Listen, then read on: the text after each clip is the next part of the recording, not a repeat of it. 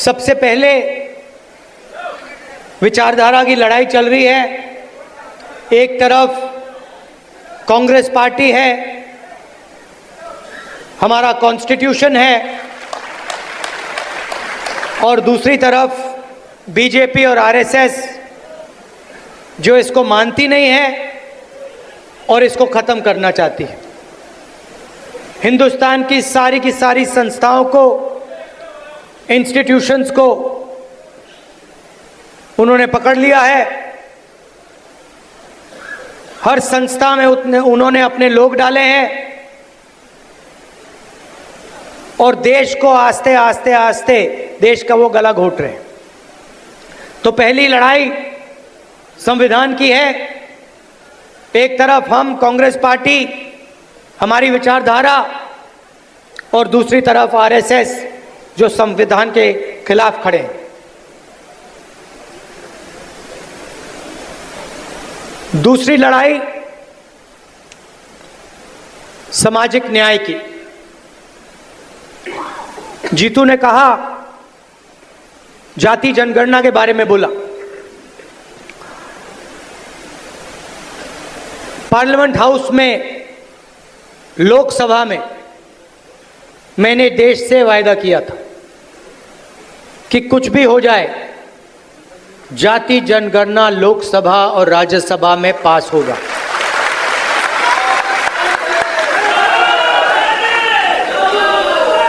ये BJP RSS वालों को अब मैं अच्छी तरह जानता हूं।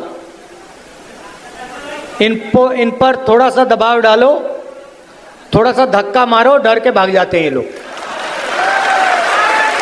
जैसे उधर से ट्रंप ने एक इशारा किया, फोन उठाया, कहा मोदी जी क्या कर रहे हो?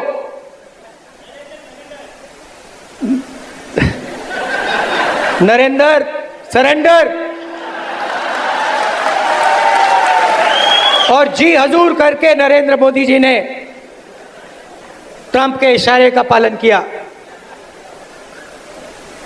आपको एक समय याद होगा जब फोन कॉल नहीं आया था, 7th फ्लीट आई थी, 71 की लड़ाई में 7th फ्लीट आई थी, हथियार आए थे, एयरक्राफ्ट कैरियर आया था। इंदिरा गांधी जी ने कहा मुझे कुछ जो करना है मैं करूंगी।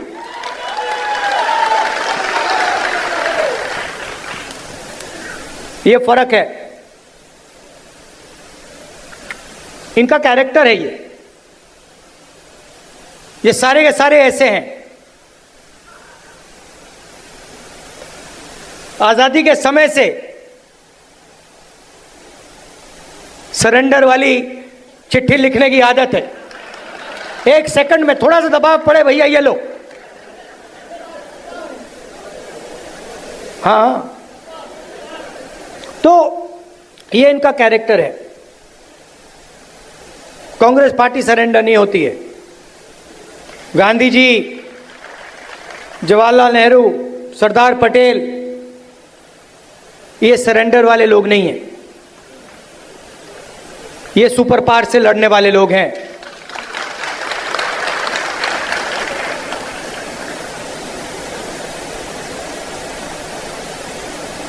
तो जाति जनगणना की बात मैंने कहा, देखिए आपको जो करना है करो।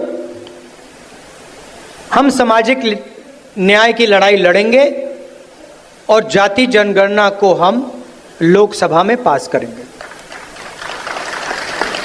मोदी जी पहले कहते थे कोई जात नहीं है,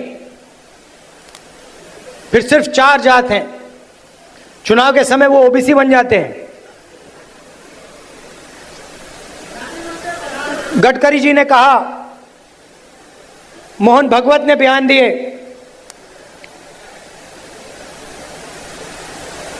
थोड़ा सा दबाव पड़ा, एकदम सरेंडर हो गए।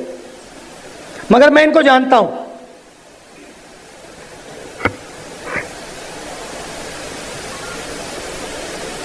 जैसे इन्होंने महिला आरक्षण का काम किया था, वो 10 साल बाद वाला, यहां भी वही कोशिश है इनकी। ये करना नहीं चाहते हैं, ये दबाव में आकर बोल गए हैं, मगर ये करना नहीं चाहते हैं, क्योंकि ये इस देश में न्याय नहीं चाहते हैं। ये अंबानी अदानी वाला देश चाहते हैं, अरबपतियों वाला देश चाहते हैं, सामाजिक न्याय वाला देश नहीं चाहते हैं। मैं आपको तेलंगाना की बात करना चाहता हूं। दो मॉडल हैं जाति जनगणना के, एक तेलंगाना का मॉडल और दूसरा बीजेपी का बिहार का मॉडल, और जो उनकी सोच का मॉडल है। तेलंगाना में जाति जनगणना कैसे हुआ मैं आपको बताना चाहता हूं। बिहार में बंद कमरे में सवाल चुने गए, ब्यूरोक्रेट्स ने सवाल चुने, बिना किसी से पूछे,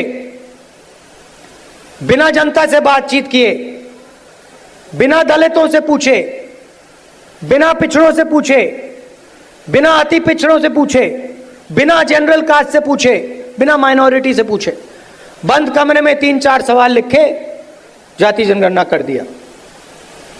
तेलंगाना में हमने लाखों लोगों से सवाल पूछा, दलितों के संगठनों से, आदिवासी के संगठनों से, उनके नेताओं से, और हमने उनसे पूछा कि देखिए हम जाति जनगणना करने जा रहे हैं, सर्वे करने जा रहे हैं, आप इस सर्वे में कौन से सवाल चाहते हो। 3.5 लाख लोगों ने हमारी प्रोसेस में एक साथ मिलकर सवाल निकाले, और उसके बाद बिहार में सेल्फ रिपोर्टिंग था। अगर आप बोलना चाहते हो तो बोलो, नहीं बोलना चाहते हो तो नहीं बोलो। तेलंगाना में हर व्यक्ति, हर परिवार के घर में सरकार के ऑफिसर्स गए और उन्होंने उनसे सवाल पूछे। नतीजा मैं आपको बताना चाहता हूं। जाति जनगणना में क्या पता लगा। तेलंगाना का जो कॉर्पोरेट स्ट्रक्चर है, प्राइवेट सेक्टर है, आप हैरान हो जाओगे। तेलंगाना का जो प्राइवेट स्ट्रक्चर है, प्राइवेट सेक्टर है, सीईओज, सीनियर मैनेजमेंट, कंपनी के मालिक, इन सब की लिस्ट में आपको एक दलित, एक आदिवासी, एक पिछड़ा वर्ग का व्यक्ति नहीं मिलेगा। यह सच्चाई है। तेलंगाना में जो भी कॉन्ट्रैक्ट सरकार देती है, सारे के सारे कॉन्ट्रैक्ट्स 5% लोगों को मिलते हैं। उसमें ना कोई दलित है, ना कोई आदिवासी है, ना कोई पिछड़े वर्ग का व्यक्ति है। यह सच्चाई है। हम कहते हैं हम सुपर पावर बनना चाहते हैं। दलितों की आबादी 15%, पिछड़ों की आबादी कम से कम 55%, आदिवासियों की आबादी 9%, माइनॉरिटीज 15%, सब जोड़ लो 90% बनता है। इनकी भागीदारी नहीं है। और वही चुने हुए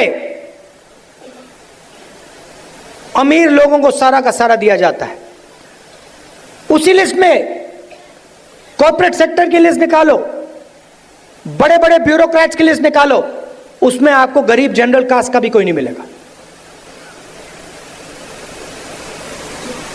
यह सच्चाई है। मजदूरों की लिस्ट निकालो, उबर ड्राइवर्स की लिस्ट निकालो, जो खाना डिलीवर करते हैं उनकी लिस्ट निकालो, और उसमें आपको पिछड़ा वर्ग, दलित, आदिवासी सब मिलेंगे। 2 हिंदुस्तान बन रहे हैं। एक 90% का और दूसरा चुने हुए लोगों का 5-7% का, जो पूरी शक्ति के साथ, दिल के साथ कांग्रेस पार्टी के लिए काम करते हैं। और ऐसे भी लोग होंगे जो थोड़ा थक गए हैं या जिनका मूड ठीक नहीं है, जो ज्यादा टेंशन लिए हैं। अब रेस के घोड़े और बारात के घोड़े को अलग तो करना ही पड़ेगा।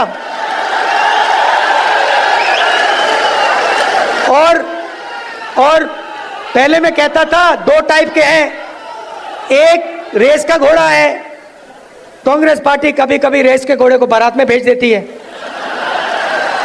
ये कमलनाथ ने कहा है, और कभी कभी बारात के घोड़े को रेस की लाइन में खड़ा कर देती है, उसको पीछे से वो एक चाबुक पड़ता है, वो वहीं बैठ जाता है। मगर एक तीसरी कैटेगरी है, एक हुआ बारात का, दूसरा हुआ रेस का, एक तीसरा भी होता है। कौन सा होता है?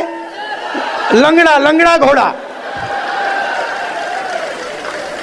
तो ये छांटना है हमें, लंगड़ा कौन सा है, रेस का कौन सा है, बारात का कौन सा है। बारात वाले को बारात में भेजना है, रेस वाले को रेस में डालना है, और लंगड़े वाले को रिटायर करना है कि भैया ये लो, थोड़ी सी घास चरो, घास खाओ, घास चढ़ो, पानी पियो, रिलैक्स करो, बाकी लोगों को तंग मत करो, बाकी घोड़ों को डिस्टर्ब मत करो, नहीं तो फिर कार्रवाई करनी पड़ेगी। जो लंगड़ा घोड़ा होता है, अगर वो डिस्टर्ब करता है तो उसके साथ क्या होता है जानते हो? वो मैं नहीं कहूंगा। तो ये बदलाव लाना है। गुजरात में हमने नए डिस्ट्रिक्ट प्रेसिडेंट्स चुने, दिल्ली से ऑब्जर्वर आए, एआईसीसी से ऑब्जर्वर आए, गुजरात के नेताओं के साथ वो हर डिस्ट्रिक्ट में गए और उन्होंने कार्यकर्ताओं से बात की, लोगों से बात की, नेताओं से बात की, जिनको कांग्रेस पार्टी में सीनियर लीडर कहा जाता है उनसे भी बात की, और नाम चुनकर उन्होंने दिल्ली भेजे। मैं 2 लिस्ट देख रहा था, पुराने डिस्ट्रिक्ट प्रेसिडेंट्स, और मैं ये नहीं कह रहा हूं कि उसमें अच्छे लोग नहीं थे, और उनको फिर से डिस्ट्रिक्ट प्रेसिडेंट बनाया जा सकता है। तो हम किसी को कैंसिल नहीं कर रहे हैं। अगर आप अच्छा काम कर रहे हो, जो यहां डिस्ट्रिक्ट प्रेसिडेंट बैठे हैं, अगर आप अच्छा काम कर रहे हो, आपको कोई घबराने की जरूरत नहीं। मैंने वो 2 लिस्ट देखी, जमीन आसमान का फर्क है। एक लिस्ट कहना नहीं चाहिए, मगर सीनियर नेता के असिस्टेंट,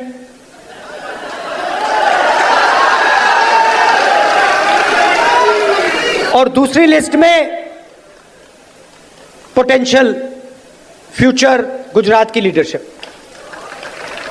वही हम मध्य प्रदेश में करना चाहते हैं।